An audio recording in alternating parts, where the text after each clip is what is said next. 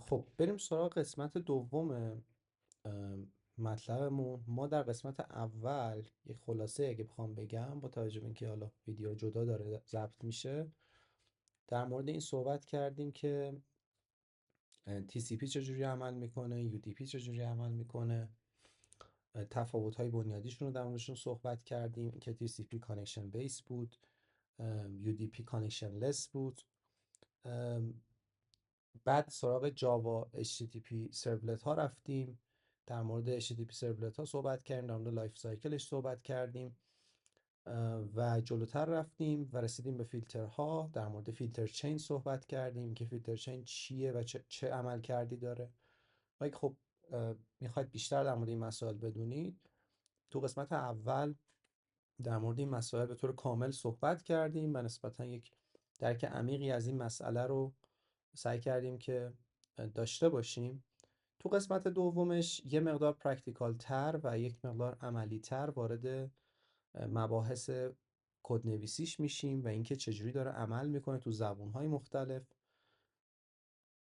و در حقیقت میخوایم ببینیم که واقعیت این امر چه شکلی هست و هم در مورد TCP صحبت خواهیم کرد، هم در مورد UDP و هم در مورد gRPC و حالا یه مقداری به P2P هم شاید اشاره بکنیم. نمیدونم به این ویدیو برسه یا نه، ولی خب سعی میکنیم که تا جایی که میشه پیش ببریم کار رو. بریم سراغ TCP سوکت پروگرامینگ.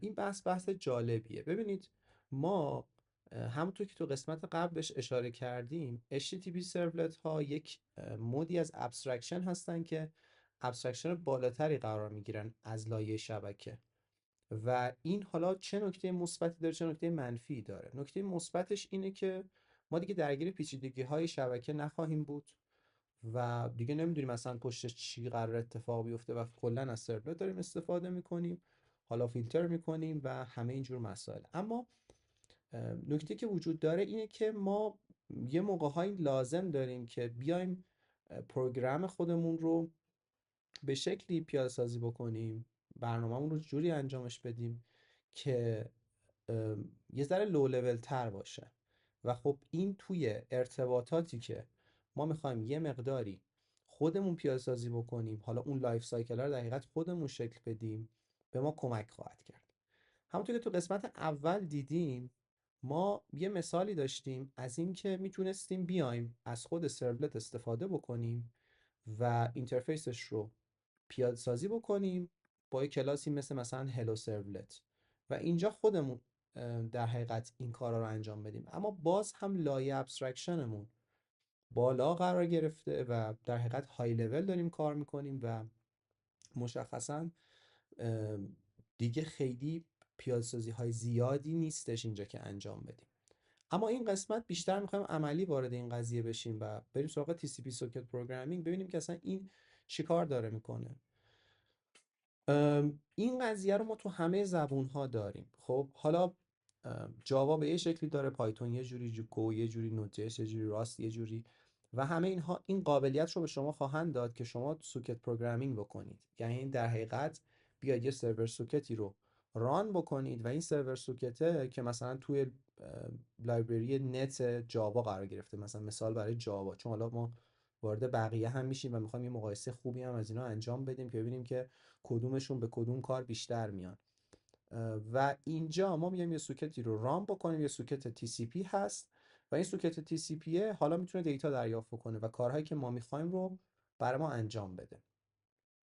پس کلا سوکت پروگرامینگی که ما میخوایم در موردش صحبت بکنیم یه مقدار لو لوله و حالا اینجا فعلا در مورد TCP، جلوتر در مورد UDP هم صحبت خواهیم کرد که مستقیما کانکشن TCP رو داریم دایرکتلی پیاده‌سازی میکنیم و خب دیگه لازمه که یه ذره بیشتر کار بکنیم و بیشتر در حقیقت لو لول باشیم.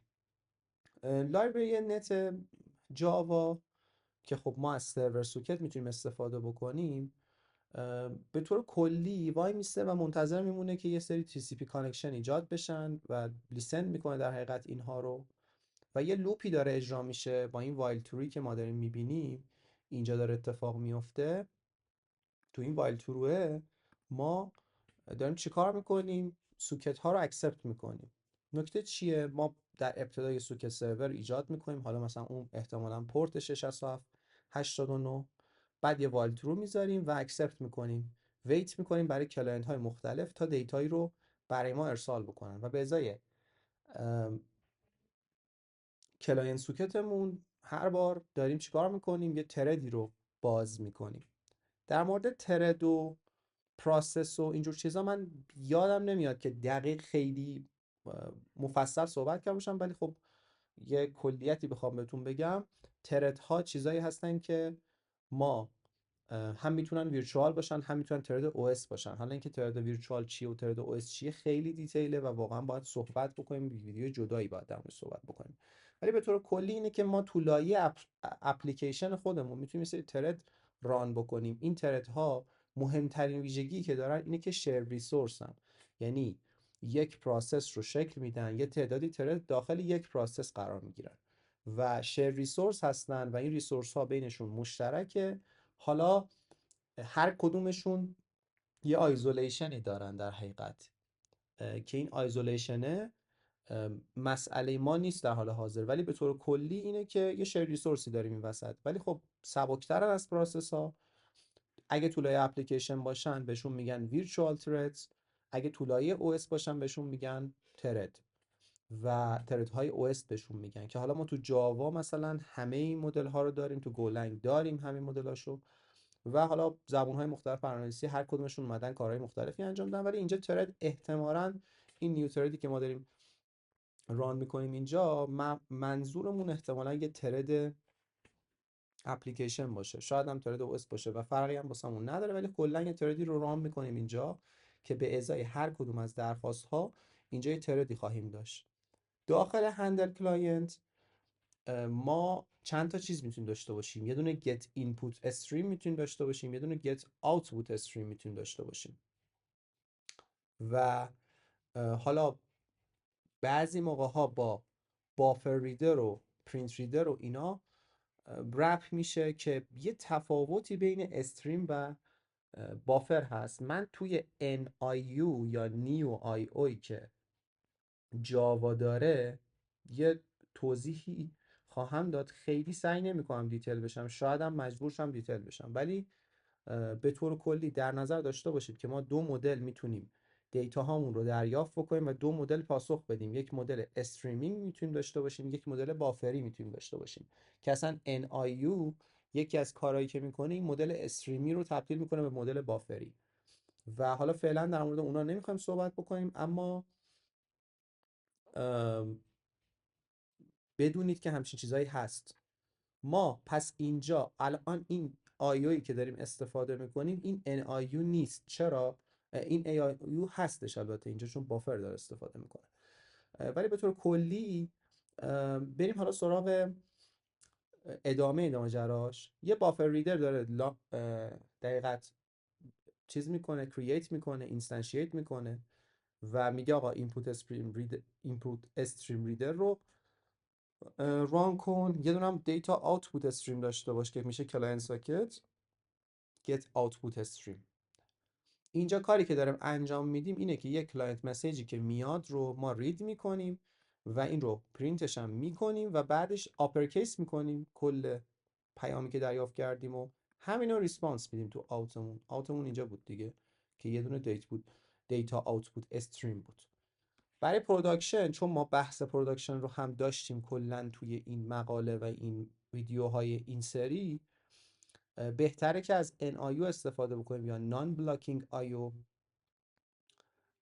نان بلاکینگ آیو یا نیو آی او جفتش هست دیگه، یه جفتشون چون ارزم به خدمتتون که استفاده میشن، میتونه یه تعداد زیادی کلاینت رو افکتیولی و حالا افیشنتلی در حقیقت انجام بده. بهتره که از اونا استفاده بکنیم. حالا ایمپلیمنتیشن هایی که اتفاق میفته از اکزیکیوتر سرویس هست برای اینکه ترد ها رو هندل بکنیم و میتونیم مولتی ترد سرور داشته باشیم. گفتم اینا لایه‌های ابسترکشنی هستش که تو لایه اپلیکیشن بر ما مطرح میشه. تو لایه نتورک ما در مورد مولتی تریدینگ صحبت نمی کنیم. ما همیشه برامون یه ریکوست یه ریسپانس تموم شد و رفت. این تو HTTP 1 و 1 هست. تو HTTP 2 یه مفهومی داریم به نام مولتیپلکسینگ که این مولتیپلکسینگ میاد در مورد مولتی ترید بودن ریکوست هم میتونه صحبت بکنه. یعنی تو یه ریکوست خاص میتونیم چند مدل دیتا رو همزمان بفرستیم. اون فعلا الان دغدغه ما نیست و کانسرنمون نیست. ما فعلا میگیم آقا یه سرور سوکتی اکسپت میکنه و حالا یه ترید پولی رو اختصاص میدم. تو که بالاتر دیدیم داریم کاملا تو لایه لو لول داریم کار میکنیم و ترید پول انجام میشه و بعد از اینکه حالا ارور هندلینگ هم داره اینجا گفته، ارور هندلینگ ترانکش و این داستانا هم میتونیم بذاریم. بعد از اینکه کار هم تموم شد ریسورس کلین اپ اون اتفاق میفته که میشه سوکتمون کلوز میشه و خب مشخصا باید این اتفاق هم بیفته چون مهمه دیگه. شما دارید ریسورس لیک ایجاد میکنید اگر سوکتتون رو کلوز نکنید. یه حالا بریم سراغ پایتون. پایتون یه استارناد لایبرری داره به نام سوکت که خب سوکت رو رام میکنه. دو تا چیز داره اینجا برای سوکته میگیره، یکی AF اینت هست، یکی سوکت استریم هست که اون استریمه که همون استریمی بودش که داشتیم صحبت میکردیم. یه چیزی هم هست به نام AF اینه آینت که این آدرس فامیلی بهش میگن. خب واردش نمیشم چون به نظرم اصلا دیگه محلی از اعراب نداره در حال حاضر، ولی کلا اینجوریه که ما یه سوکتی رو بایند میکنیم روی پورتی، مثلا اینجا پورت 5000 هست، لیسن میکنه این و هر گونه درخواستی از کلاینت رو اکسپت میکنه. بعد اینجا پرینت میکنه که این آدرس چی بود و دیتا رو دریافت میکنه. حالا اینجا مثلا فرض کنید اندازش 1024 بیت خواهد بود این دیتا و در نهایت یه جوابی میده و کانکشن رو کلوز میکنه. همونطور که میبینیم اینجا یک مسیجی اتفاق میفته، یوزر ریکوست میزنه رو پورت 5000 ما بایند کردیم داستان رو و کانکت میکنیم، سند میکنیم، ریسیو میکنیم و اگر حالا بخوایم نان بلاکینگش بکنیم اتفاق که میفته اینه که ما بعد از تریدینگ خود پایتون استفاده بکنیم که من خیلی نمیخوام وارد اونا بشم. سراغ گلوبال اینترپرتر لاک و نمیدونم اینجور چیزا نمیخوام بشم، جی آی ال و اینا. اونا به نظرم بحثایی هستش که باید جدا بهش مطرح بشه. اما کلا این بحثی که ما داریم پایتون سوکت ها بلاکینگ هستن. من یه تفاوت جزئی هم در مورد بلاکینگ و نان بلاکینگ اینجا بهش اشاره بکنم چون واقعا نمیتونم خیلی دیتیل بشم توش الان چون مثلا بحث دیگه ای هست، ولی به طور کلی چه زمانی یک درخواست بلاکینگ میشه چه زمانی درخواست نان بلاکینگ میشه. زمانی بلاکینگ هستش که شما اپلیکیشنتون منتظر انجام اون کار قرار بگیره و میشه بلاکینگ. شما فرض کنید که یه تابعی دارید اون وسط و تابعتون هم ایسینک نیست، یعنی اسینکرونوس کال نمی کنید، حالا ایسینک یا حالا تریدینگ یا هر چیزی، توی ترید جدایی بالاش نمیارید و لازمه که صبر کنید تا درخواست تموم بشه و بعد برید خط بعدی کدتون. این میشه بلاکینگ. زمانی که شما منتظر نمیمونید برای اینکه اون کار انجام بشه و هر موقع کار انجام شد بعداً به یه نحوه دیگه ای دریافتش میکنید بهش میگن نان بلاکینگ که ما در مورد NIU صحبت کردیم که این نان بلاکینگه. خب یعنی میتونه نان بلاکینگ باشه. حالا یه مباحث دیگه هم داره، من جلوتر دوباره به NIU رسیدم احتمالاً در موردش یه ذره بیشتر توضیح میدم. تو جاوا مثلا اینجوری بود که نان بلاکینگ بود و بلاک نمیکرد چون اصلا ترید از اول اینیشیت میکرد و از اینجور داستانا. ولی اگه بخوایم اینو نام بلاکینگ بکنیم یا میتونیم از تریدینگ استفاده بکنیم یا از ایسینگ هایو استفاده بکنیم که برای کانکارنسیه و میخوایم بیشتر دریافت کنیم و از این جور چیزا. شما باید مشخصا برای پروداکشن اکسپشن هندلینگ داشته باشید و این بحثی هستش که همه جا هست دیگه. شما اگه اتفاق افتاد اگه اروری مطرح شد تو کدتون باید شما بتونید هندلش کنید. مسئله که حالا مسئله مشترکه. بریم سراغ گولنگ. گولنگ یه پکیج نت داره. این پکیج نت کلا خیلی سرراست میاد این TCP سرورها رو میتونیم براش کار انجام بدیم. میتونیم نت لات لیسن رو بزنیم، یه لیسنر درست میکنه، اکسپت داره، نتورک کانکشن داره، و هر کدوم از این نت کانکشن ها شبیه یه دونه رید و رایت استریم کار میکنه، یعنی دیتا رو دریافت میکنه، دیتا رو میده و همین جون داستان ها. اینجا میگه که آقا یه دونه من کانکشن دارم ایجاد میکنم با TCP و پورت 8080 دارم این کارو میکنم. میگه آقا روی این پورت لیسن کن، اگه ارور پیش اومد خب اینجا ارور هندلینگ هم نوشته واسش، نمیدونم ارور بده. کلا این LNA اکسپت میکنه، میشه کانکشنمون. اگه اکسپت ارور هم داشت باز اینجا دوباره ما چیز میکنیم.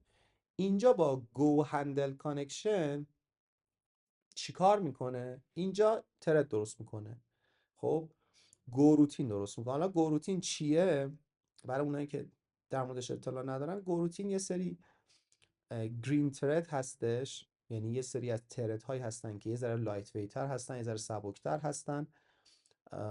کلی مفهوم داره گرین ترد، من میخوام واردش بشم طول میکشه، ولی به طور کلی اگه بخوام بهتون خیلی ساده و خلاصه و در یک کلمه بخوام بگم، اینه که گرین ترد های سبکتری هستن و مثل حالا ترد ها فرضش میکنیم اینجا.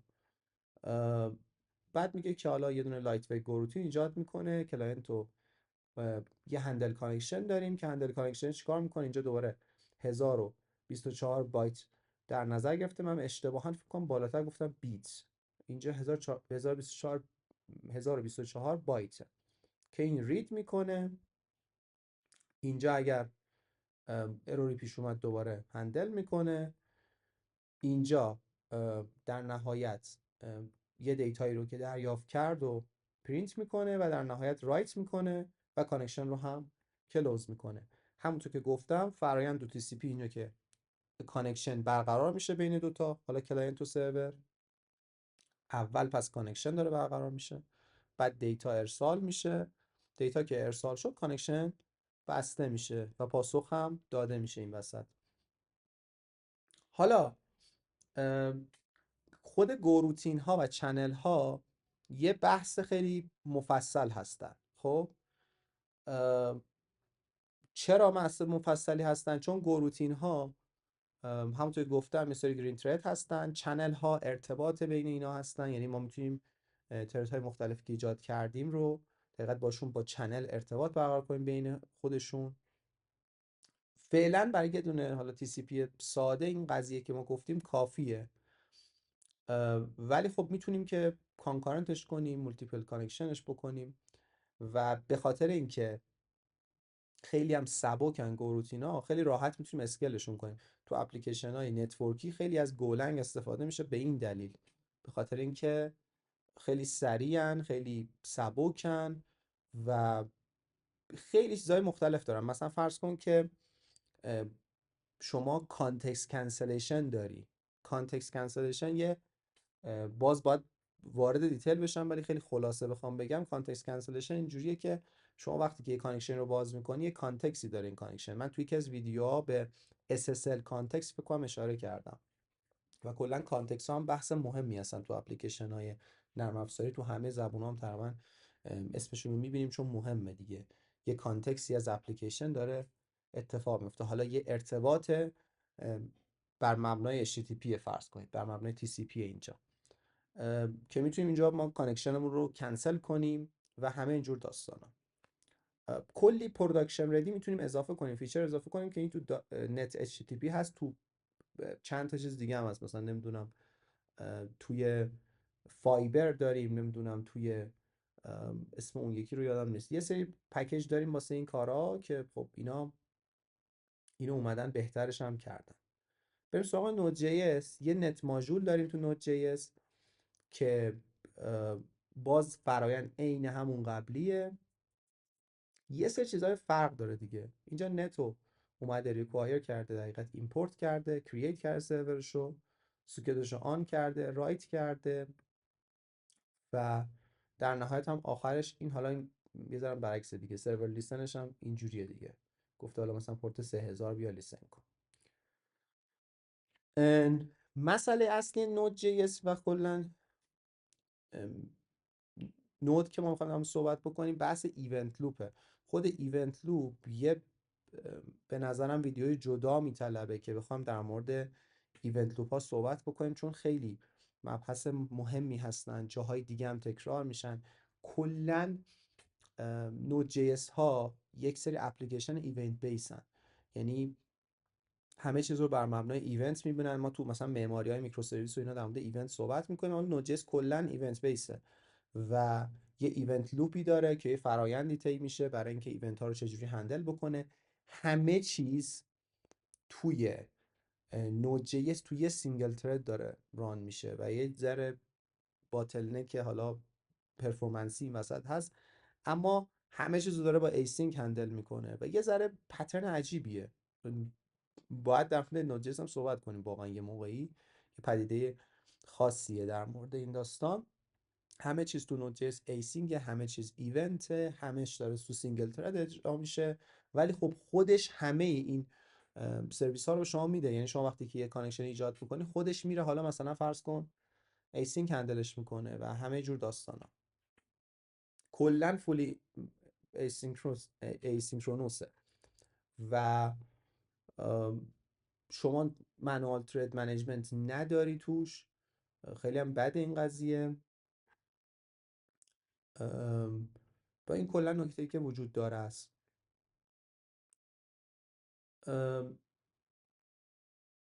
یه سری حالا چیزای دیگه هم داره دیگه، مثلا سوکت رایت رو که گفتیم، سوکت پاز داریم برای این زمانی که مثلا به مشکل بخوریم بیاد بره سوکت رو پاز کنه. یه اصلا کلا معماریش یه ذره نوجس با بقیه زبون‌ها یه ذره متفاوته. بگذاریم از این قضیه، به نظرم نوجس رو فعلا بذاریم کنار، بریم سراغ راست. خیلی هم میترسن از راست و اینا، من خیلی کانسرن رو درک نمیکنم، چون اونم یه زبون برنامه‌نویسی، حالا یه ذره سینتکسش واقعا عجیب غریب هست، ولی خب چیز پیچیده ای نداره راست. یه استاندارد لایبرری داره که همون std نت اسمش، یا توکیو هم یه چیز دیگه است که توی راست استفاده میشه. من خیلی با راست آشنایی ندارم، ولی خب کد رو میتونم بخونم واسهتون صرفا. و حالا تیس بیلدیسترین هم همشون فرایند رو دقت بکنید، یک پورتی داره بایند میشه، مثلا اینجا 70-78، بعد حالا این استریمه وای میسته که سری دیتا براش دریافت بشه. اینجا مثلا 512 بایتی داره این بافر رو تعریف میکنه و وای میسته. اینجا هم مثلا یه تردی اسپن رو داره کال میکنه، احتمالا یه تردی داره به ازای این کلاینت داره هندل میکنه و همین کل داستانش هم همینه. فرایند، البته یه چیزی رو من تو پایتون یادم رفت بگم بهتون، فرایند توی ایسینک آیو با ترد یه ذره متفاوته. از یه چیزی ما داریم استفاده میکنیم تو پایتون به نام yield جنریتور فانکشنه. جنریتور فانکشن چیه؟ میاد میگه که شما یه فرایندی رو داری انجام میدی این وسط، هی داری کار انجام میدی، من بهت به شکل اتوماتیک میفهمم که کجا داره فرآیند تموم میشه. مثلا فرض کن برای فست API میشه از این استفاده کرد. فست API حالا یه دونه فریم ورک توی پایتون، لایبرری البته، ولی حالا به هر حال تو پایتون داره استفاده میشه و از این ییلد استفاده میکنه. هر موقع که مثلا کانکشن شما دیگه کار شما تموم شد، اون ییلد میفهمه و کانکشن رو مثلا کلوز میکنه. این ییلدزه، حالا اینجا من دیدم اسمشو گفتم که اینم بهتون اشاره بکنم، که یه جنریتور فانکشنه که هی داره جنریت میشه و اینجوریه که چرا خوبه این قضیه. حالا تو استریم های جاوا هم حتی اینو داریم. استریم، البته این استریمی که اینجا صحبت کردیم نه، یه چیزی داریم به نام استریم تو جاوا که از جاوا 8 به بعد هم هستش و یه مدلی از فانکشنال هم داره استفاده میشه. کلا اینجوریه که استریم ها یا حالا جنریتور فانکشن اینا مدلشون هموناست. میاد میگه که یه سری دیتا داریم رو دریافت میکنیم، خب تیکه تیکه دریافتش میکنیم، هی این تیکه رو میگیریم میریزیم دور، تیکه بعدی میریزیم دور و این خیلی لود کمی رو ریسورس شما میندازه و از یه لحاظی خیلی جذابه، خیلی مقام استفاده میشه. شما مثلا میخواید یه دونه اری رو ایتریت کنید توی جاوا، به جای اینکه بیاید از ایتریتور استفاده بکنید که از 0 تا 100 داستان رو اول باید مموری رو الوکیت بکنید داخل حالا همون مموری دیگه، داره مموری داره الوکیت میشه داخل او اس، و کل دیتا رو بریزه یه جایی، بعد بره ایتریتور بذاره روش و این داستانا. استریم میگه این داستانا رو ولش کن، من تیکه تیکه دیتا رو میخونم، همون موقع کارمو باهاش میکنم، میندازمش هم دور. و اینجا خیلی بهینه‌سازی اتفاق میفته توی حالا استریم ها. البته این ربطی به این استریم اینجا نداره، ولی خب حالا گفتم که بهش اشاره بکنم و چیز جالبیه کلا این ییلده، چون تو اون کانکشن های TCP هم ما استفادهش میکنیم. ارزم به خدمت شما که اینم هست. اینجا هم داره در مورد این صحبت میکنه که آقا ما با یه تعداد کمی ترد راست میاد میتونه هندل کنه، خیلی اوکیه. شما یه دسترسی خوبی روی مموری و تردا و این داستانا داری و میتونی که حالا توکیو استفاده بکنی، نمیدونم باف استریم استفاده بکنی و همینجور داستانا. در مورد راسته باید یه ذره مفصل‌تر توضیح بدیم، چون یه ذره پیچیده به نظر میرسه که چه اتفاقایی داره توش میفته. یعنی یه سری فرآیندها احتمالاً پشت این قضیه تریدینگش وجود داره که ما خب الان نمیخوام در مورد این ویدیو تو این بحث بخوایم واردش بشیم، اما کلیت بدونید که فرآیند یکیه. من برم سراغ این UDP رو هم توضیح بدم. اگه به UDP هم برسم واقعا خوب میشه که UDP رو بتونم توضیح بدم. UDP Datagram Communication. ببینید UDP کلا فرآیندش متفاوته. همونطور که چندین بار بهش اشاره کردم، UDP کلا اینجوری بودش که ما یک کانکشنی رو اصلا کاری نداریم کانکشن باز کنیم، تو لحظه که میخوایم دیتا رو بفرستیم، اون دیتا گرام رو میخوایم بفرستیم، یه سری دیسکریت پکت هستن.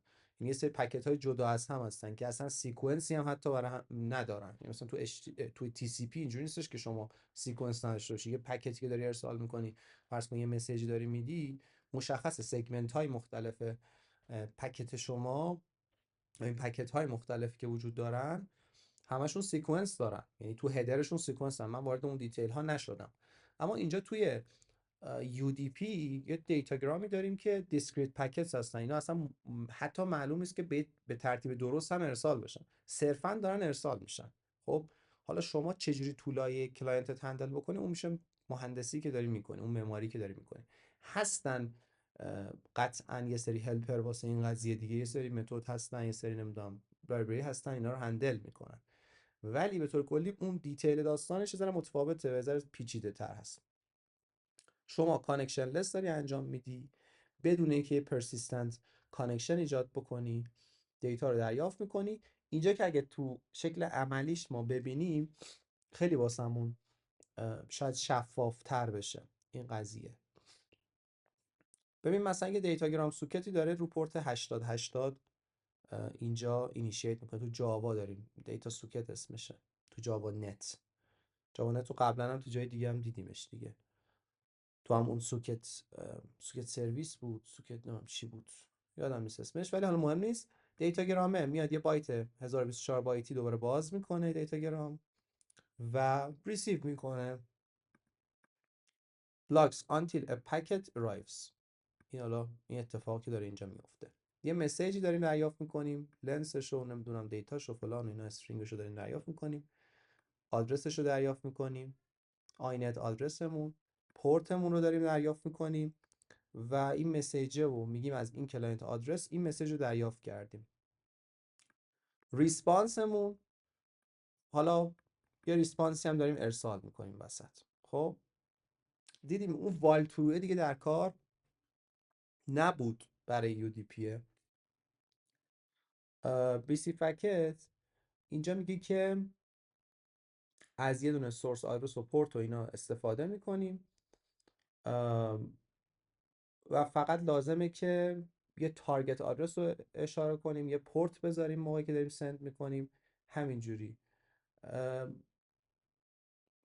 نکته که وجود داره تو UDP که چند بارم بهش اشاره کردیم، باز اینجا هم نوشته، اینه که پکت لاسی که اتفاق میفته، دراپینگ پکت یا اوردرینگ که داریم یا داپلیکیشن، حتی ممکن 10 بار مثلا این چیزو بفرسته واسه شما، اینا همش باید هندل بشه. سمت کی؟ سمت حالا مثلا فرض کن کلاینت باید هندل بشه.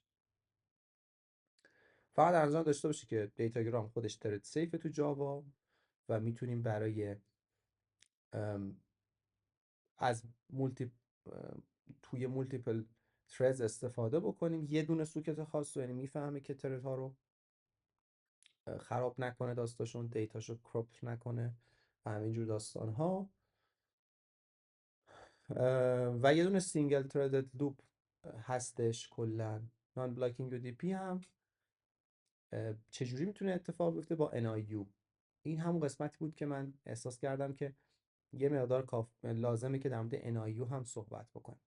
من توی پایان این ویدیو میخوام در مورد NIU یه صحبت کوتاهی بکنم، چون دیگه الان ویدیومون 30 دقیقه هم شده. من در 5 6 دقیقه 7 8 دقیقه در مورد NIU صحبت میکنم، چون مهمه، ما بیشتر تمرکزمون رو جاواست. در مورد NIU صحبت میکنم و این قسمت رو تموم میکنم.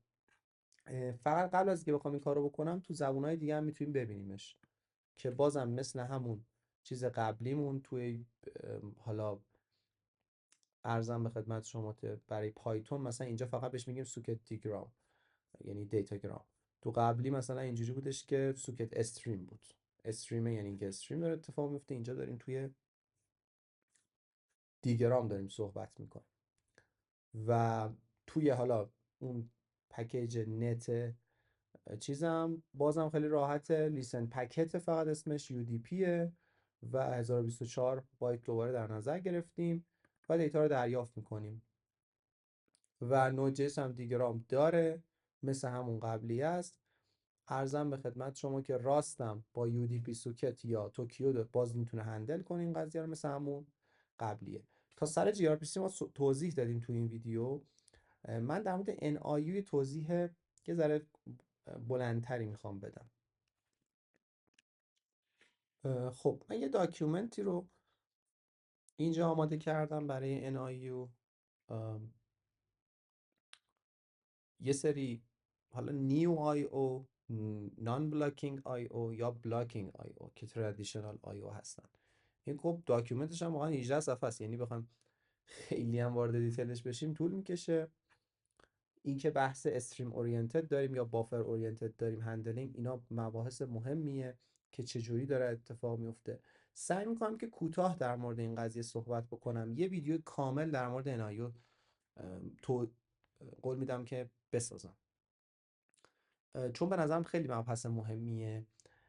یه چیزی که من میخوام حالا تو انتهای این ویدیو بهش اشاره بکنم، خیلی نمیخوام وارد دیتیل NIU بشم. NIU کلا یک اِوولوشنی هست از اون بلاکینگ آی او هایی که قبلا وجود داشتن. اگه بخوام خیلی خلاصه در مورد چند تا نکته کوتاهش بخوام صحبت بکنم، اینه که مثلا فرض کنید وقتی که ما داشتیم از بلاکینگ آیو استفاده می کردیم، یعنی ترادیشنال نتورکینگ هایی که بودن تو جاوا، قبل از جاوا 14 هم بودن، شاید باورتون نشه تا قبل از جاوا 14 ببخشید میگم جاوا 14 یعنی قبل از جاوا 1 و 4 بوده، JDK 1 و 4 بوده. حالا تو جاوا 7 هم اومدن اکسپندش کردن. اینقدر دیگه پرت نمیخواد صحبت بکنیم. عرضم به خدمت شما که این چیزی که برای من جذابه توی این NIU اینه که معماری جدیدی که اومدن پیاده سازی کردن برای NIU چی بوده و اومدن گفتن آقا یه نام بلاکینگ آیو ما میخوایم درست بکنیم. این نام بلاکینگ آیو بیاد چیکار کنه؟ خب این معماری بیشتر از خود این کاری که انجام دادن مهمه. اینکه چرا اومدن از بلاکینگ آیو تبدیلش کردن به نان بلاکینگ آیو. خب خیلی واضح و مبرهنه که بلاکینگ آیا چیزی جالبی نیست چون وقتی که یه ریسورسی داری و بلاکش میکنیم وسط، خیلی باحال نیست قطعا، چون ریسورس شما درگیر همون آیو قبلیه تا جواب بیاد، تا ریسپانس بدی، فلان کنی، کلی داستان داره. اما نام بلاکینگ جذاب تره دیگه. این مشخصه که در مورد چی داریم صحبت میکنیم. یه سری اون تو ترادیشنال ها می اومدن چیکار میکردن؟ من همین خلاصش رو بخوام بگم، همین فکر کنم همین تیکه اولش کافیه. اینکه تو ترادیشنال ها before NIU یه بلاکینگ استریم استفاده میکردن و ترید پر کانکشن مدل استفاده میکردن. مثلا فرض کن که یه سروری ما داشتیم با سرور سوکتی که قبلا صحبت کردیم، یک کلاینتی رو داشتیم هندل میکردیم و برای اینکه ما بخوایم یه اینپوت رو رید بکنیم یه دونه ترید جدید درست میکردیم. اگر مثلا ترید ما میومد رید رو توی اینپوت استریم ما کال میکرد و هیچ دیتایی وجود نداشت، تا زمانی که دیتا میرسید ما بلاک میشدیم. خب این نکته که وجود داره، این معماری جدیدی که اومدن تو انای استفاده کردن، من خیلی شباهت‌های خوبی میتونم با گو پیدا کنم این وسط. ببین گولنگ خیلی خلاصه اگه بخوام بگم، اون گرین تریدر رو نمیخوام وارد دیتیلش بشم بازم، ولی مجبورم اینجا بگم یه چیزایی در موردش. گرین تریدر یکی از ویژگی‌های اصلی که داره اینه که میاد یه مموری به شما اختصاص میده، گرین ترید یا همون حالا گو روتین، و این مموریه رو مثلا فرض کنید نمیدونم 4 بایت مثلا حالا دیتاش، من حالا اینو یادمه فکر کنم 4 مگابایت بود، نمیدونم چقدر بود، یه مقداری دیتا داره به شما اون ترید اختصاص میده. این دیتا اگر اون ترید ما، اون گوروتین ما در حقیقت اگر دیتای زیادی نداشت اونو بزرگ نمیکنه، اما اگه دیتای زیادی داشت و داشت رد و بدل زیاد میشد، هی اونو شرینکش میکنه، هی اونو اضافه میکنه بهش. و این چه ویژگی رو داره استفاده میکنه؟ اینجا ما تو پرفورمنس بحثمون اینه که دیتایی که داریم میاریم ریسورس بیشتری بهش اختصاص ندیم که هزینه بیشتری برامون نداشته باشه. یا اینکه مثلا فرض کن اگر رید رو داریم کال میکنیم تو اینپوت استریممون، نیایم کاری بکنیم وایسیم تا اینکه حالا مثلا بلاکمون، حالا اون در حقیقت دیتامون دریافت بشه. خب یه فول ترید رو اختصاص ندیم، به خاطر اینکه ترید ها مموری دارن، کانتکست سویچ اوورهد دارن و این کانتکست سویچ اوورهد هم خیلی مهمه. اگه ترید تو لایه او اس باشه، ما یک چیزی داریم به نام کانتکست سویچینگ، مفهوم خیلی مهمی است تو او اس و این داستانا. ترید ها هم بین همدیگه وقتی که میخوان جابجا بشن کانتکست سویچ داره اتفاق میفته. وقتی که شما ترداد کمه خب اوکیه، ولی وقتی که ترداد زیاد میشه چه اتفاق میفته؟ hundreds thousand، صدها هزار تا اگه داشته باشی ازش، میشه یه دردسر واسه شما که این ترید منیجمنت رو چیکار کنی، کانتکست رو چجوری سویچ بکنی. و بلاکینگ آی او نکته اصلیش این بودش که اسکیل نمیشدن. خب به خاطر اینکه وان ترید پر کلاینت دیزاین داشت، یعنی به ازای هر کدوم از اون کلاینت هایی که ما داشتیم می اومدن یه دونه ترید اختصاص میدادن بهش. و حالا مثالی که زده اینجا، به ازای هر کدوم از سینگل رستوران گست، هر کدوم از مهمونایی که تو رستوران هست، ما بیایم یه دونه سپریت پرسونال ویتر بذاریم، دقیقاً یه دونه پیش خدمت برای هر کدوم از کلاینت هایی که دارن میان وارد رستوران میشن بذاریم. و خب این مشخصا چون کامپیوترم خیلی با ریل ورد واقعا در ارتباطه و خیلی میتونیم مثال هاشو با هم دیگه مچ کنیم، خیلی سرویس خوب میدادی برای یه دونه گست. ولی اگه 10,000 نفر می اومدن، خب 10,000 تا ویتر میخواستی، 10,000 تا خدمتکار میخواستی که خب مشخصا این پرکتیکاله، غیر عملیه. نان بلاکینگ آیا اومد چی گفت؟ گفتش که آقا من یک ایونت دریون اپروچ دارم میذارم، چیزی شبیه به حالا ایونت لوپ. ما باید مقایسه کنیم این ایونت بیسد ایونت دریون اپروچی که توی NIO استفاده شده. میگه که من میام با خیلی تعداد کمتری ترد، به جای اینکه هر بار به ازای رید و رایتمون بلاک کنم، یه سری میتونم کانفیگ کنم یه سری چنلی رو این وسط که نان بلاکینگ مود باشن، که یه دونه ترد یا چند تا ترد میتونن که یه سلکتور داشته باشن برای اینکه مانیتور کنن خیلی از این چنل هایی که ما داریم. اون معماری که داریم صحبت میکنیم معماری ایونتی هست و بحثی که ما ایونت داره اینه که مثلا فرض کن یه ایونتی که داره میاد، ما نوتیفای میشیم وقتی که اون ایونت یه اتفاق واسش افتاد. خب فرض کن حالا همینجا اینجا چنل رو اشتباه نکنیم با چنل گو دیگه، چنل گو یک کار دیگه داشت میکرد. اینجا چنل بحث اینه که یک فضای اختصاصی برای هر کدوم از اینا در نظر میگیریم. حواسمون هست هر موقع که فرض کن آماده شد که رید و رایت اتفاق بیفته، اون سلکتوره میره کارش رو انجام میده. خب و یه ذره مدیریت اینجا سخت‌تر میشه، ولی نکته که وجود داره اینه که خب خیلی اسکیل تر میشه. مثلا فرض کن که به جای اینکه ما 1000 تا ترد داشته باشیم برای اینکه 1000 تا کلاینت کانکشن رو هندل کنیم، با 4 تا ترد این وسط کارش رو انجام میدیم. چرا؟ اصلا این کانسپت از کجا میاد؟ میگه که آقا ببخش، من نیاز ندارم به اینکه برای همشون یه چیز اختصاصی بذارم. خب هر موقع هر کدومشون کار داشت من بهشون سررسی میکنم و این پروسه رو انجام میدم. این خلاصه داستان بود. حالا اینکه استریم بیس، استریم اورینتد، بافر اورینتد و این داستانا باید ویدیو جدا بسازم. شما واقعا 10 دقیقه هم شد در مورد این صحبت کردم. فکر می‌کنم که یه چیز خلاصه ای گفتم در موردش. و تو این ویدیو مفاهیم مختلف صحبت کردیم. در مورد TCP کانکشن ها توی چند تا زبان مختلف صحبت کردیم. در مورد UDP صحبت کردیم، چجوری UDP رو داریم کار میکنیم. یکی از مباحث مهمی هم صحبت کردیم همین NIO بود یا نان بلاکینگ IO که تو جاوا خیلی مهم هستش و برخلاف ترادیشنال IO هایی که تو جاوا داشتیم اومدن این رو نان بلاکینگش کردن. کلی مفاهیم جزئی هم درش صحبت کردیم، ولی این خلاصه ای از داستان بود. تا ویدیو بعدی شما رو به خدای بزرگ میسپارم. امیدوارم که از این ویدیو هم بتونید استفاده لازم رو ببرید. ممنونم و خدا نگهدار.